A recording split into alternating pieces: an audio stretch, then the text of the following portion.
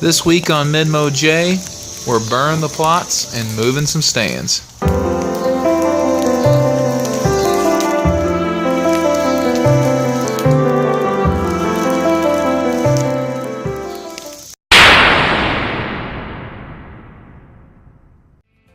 Fire is a good way of preparing your plots to be seeded. If done right, all the grass will be removed and you'll have good seed to soil contact with the seed you'll be planting. In the last video we showed you preparing the plot to be burned. First we mowed it off and then we sprayed it with glyphosate or Roundup.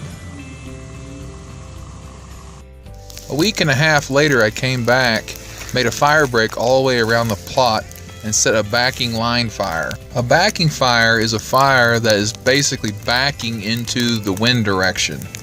They are much easier to control as they do not move near as fast as a front fire would that's being pushed by the wind. In the last video we also showed how to do more of a labor-intensive kill plot with the weed eater and Roundup. 2 weeks after being sprayed, the grass was dry and ready to be burned.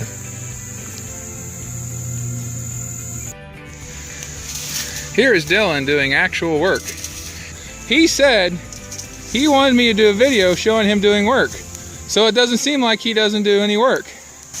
I may have embellished that just a little bit, but it's very similar to the conversation we just had.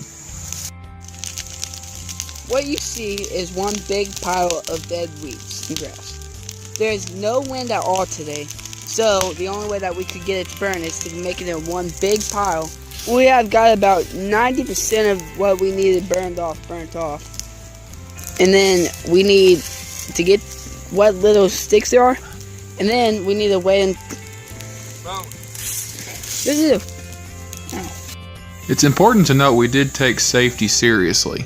We had water at the ready, and we were looking for any rogue fires that might light up. With the plots now burned off, we are looking for the first sign of rain. As soon as we think there's rain in the forecast within 24 hours, we're going to be planting them. I'm going to move. Do that while we're here. You want to help me move a deer stand?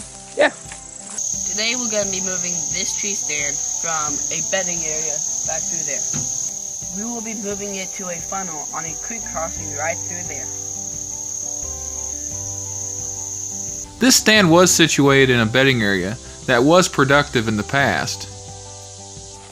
Those have probably been bedding right in there. That's a bed. See a bed down in there. And a path. There's a really beat down path right in there. For a while I had wanted to move this stand to a crossing that's just north of this to become a west and northwest wind rut stand. You need a pretty good sized tree. Not a really big tree. That tree right there would be the perfect spot, but it's just that tree right there? Small. Yeah, that tree right there. I just zoomed in on. Yeah, that would be the perfect spot, but it's just a little bit small. The way this sets up is I want a northwest wind taking my scent out to that field, because the deer are going to come across that crossing right there, right through here, and either go that way or up through here, one of the two. So frankly, because there was nowhere else to put the stand, I ended up putting it in that small tree.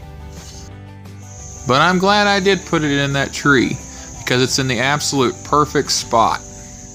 This area creates a funnel down to the creek crossing right here.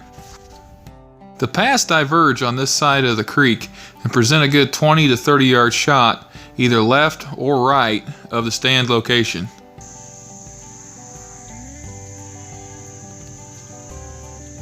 Back in my first video I talked about wanting to move this deer stand across the North Clover plot to this big tree right here.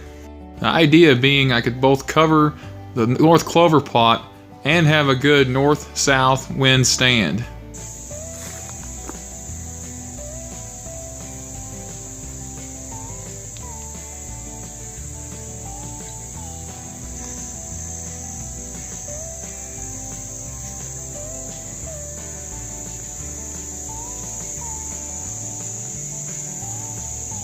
Most of us are placing stands in the summer.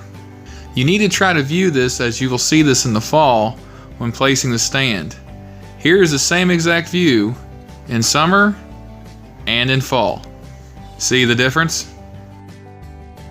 So I am recording this on August 15th, which means we're 1 month from deer season, and I'm ready to get it started. I'm getting a lot of does and young bucks on camera, which is typical for this time of year. I'm hoping to get a shooter very soon.